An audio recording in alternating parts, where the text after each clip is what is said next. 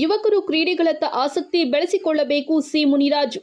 ಇಂದಿನ ಯುವ ಜನತೆ ಮೊಬೈಲ್ ಹಾಗೂ ಇಂಟರ್ನೆಟ್ ಬಳಕೆಯಲ್ಲಿ ಹೆಚ್ಚು ಸಮಯ ಕಳೆಯುತ್ತಿರುವುದರಿಂದ ಆರೋಗ್ಯದ ಮೇಲೆ ದುಷ್ಪರಿಣಾಮ ಉಂಟಾಗುತ್ತಿದೆ. ಆದ್ದರಿಂದ ಯುವಕರು ಕ್ರೀಡೆಗಳಲ್ಲಿ ಸಕ್ರಿಯವಾಗಿ ಭಾಗವಹಿಸಿ ದೈಹಿಕ ಹಾಗೂ ಮಾನಸಿಕ ಆರೋಗ್ಯವನ್ನು ಕಾಪಾಡಿಕೊಳ್ಳಬೇಕು ಎಂದು ಬಿಜೆಪಿ ರಾಜ್ಯ ಕಾರ್ಯದರ್ಶಿ ಸಿ ಮುನಿರಾಜು ಹೇಳಿದ್ದಾರೆ. ತಾಲೂಕಿನ ದಪ್ಪರ್ತಿ ಗ್ರಾಮದಲ್ಲಿ ಗ್ರಾಮ ಪಂಚಾಯಿತಿ ಮಟ್ಟದ ನಮೋ ಬಿಎಸ್ವೈ ಕ್ರಿಕೆಟ್ ಟೂರ್ನಿ ಉದ್ಘಾಟನೆ ಮಾಡಿ ಮಾತನಾಡಿದ ಅವರು, ಕ್ರೀಡೆಗಳು ಶಿಸ್ತು, ಆತ್ಮವಿಶ್ವಾಸ ಮತ್ತು ಆರೋಗ್ಯವನ್ನು ವೃದ್ಧಿಸುತ್ತವೆ.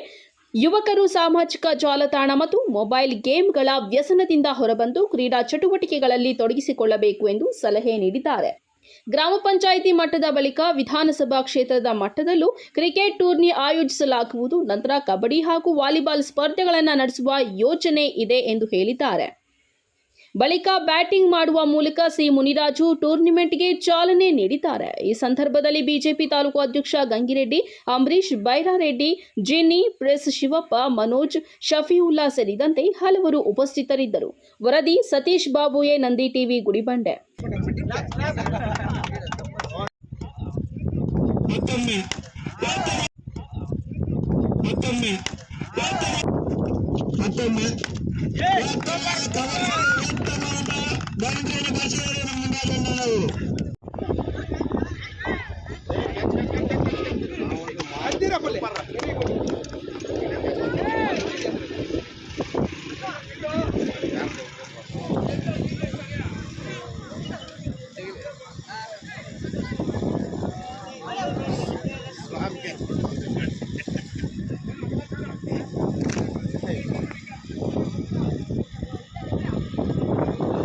ಒಂದ್ ಕಡೆ ಒಂದು ಕಾರ್ಯಕ್ರಮ ಯಾಕೆ ತಾಲೂಕು ಮಟ್ಟದಲ್ಲಿ ಮತ್ತೆ 3 ತಾಲೂಕುಗಳಲ್ಲಿ ಒಳಗೊಂಡು ವಿಧಾನಸಭಾ ಕ್ಷೇತ್ರದ ಮಟ್ಟದಲ್ಲಿ ಮಾಡಬೇಕು ಅಂತ ನಿಶ್ಚಯ ಮಾಡಿದ್ವಿ. ಪಂಚಾಯತಿ ಮಟ್ಟದಿಂದ ವಿಧಾನಸಭಾ ಮಟ್ಟಕ್ಕೆ ಹೋಗ್ಬೇಕು, ಮತ್ತೆ ವಿಧಾನಸಭಾ ಮಟ್ಟದಿಂದ ಜಿಲ್ಲಾ ಮಟ್ಟಕ್ಕೂ ಹೋಗೋ ಕಾರ್ಯಕ್ರಮ ಕೂಡ ರೆಡಿ ಆಗ್ತಾ ಇದೆ.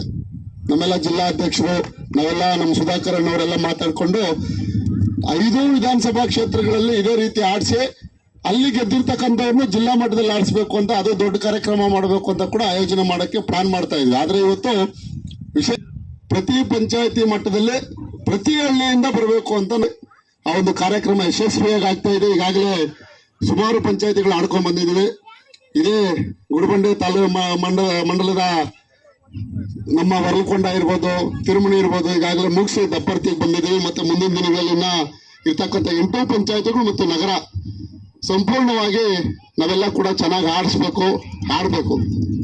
ಇಲ್ಲಿ ಗೆದ್ದಿರ್ತಕ್ಕಂಥವ್ರನ್ನ, ಇಲ್ಲಿ ಏನ್ ಪಡೆದಿರ್ತಕ್ಕಂಥ ಪ್ರಥಮ ಬಹುಮಾನ, ದ್ವಿತೀಯ ಬಹುಮಾನ, ತೃತೀಯ ಬಹುಮಾನ ಯಾರು ತಗೊಂತಾರೋ ಅವ್ರನ್ನೆಲ್ಲ ಸಂಪೂರ್ಣವಾಗಿ ಬಾಗೇಪಲ್ಲಿ ವಿಧಾನಸಭಾ ಕ್ಷೇತ್ರದಲ್ಲಿ ಇಡೀ ವಿಧಾನಸಭಾ ಕ್ಷೇತ್ರದ ಟೂರ್ನಿಮೆಂಟ್ ಏನಾಗ್ತಾ ಇದೆ ಆ ಟೂರ್ನಿಮೆಂಟ್ ಅಲ್ಲಿ ಭಾಗವಹಿಸಿ ಪ್ರಥಮ ಬಹುಮಾನ ಬಂದಿರತಕ್ಕಂಥವ್ರನ್ನ ಟೂರ್ನಿಮೆಂಟ್ ಅಲ್ಲಿ ಆಡಿಸಿ ಅವರು 2 ಲಕ್ಷ ರೂಪಾಯಿ ಬಹುಮಾನ, ಪ್ರಥಮ ಬಹುಮಾನ, ದ್ವಿತೀಯ ಬಹುಮಾನ 1.5 ಲಕ್ಷ ರೂಪಾಯಿ, ತೃತೀಯ ಬಹುಮಾನ 1 ಲಕ್ಷ, 4ನೇ ಬಹುಮಾನ 50,000 ಅಂತ ಇಟ್ಟಿದ್ದೀವಿ.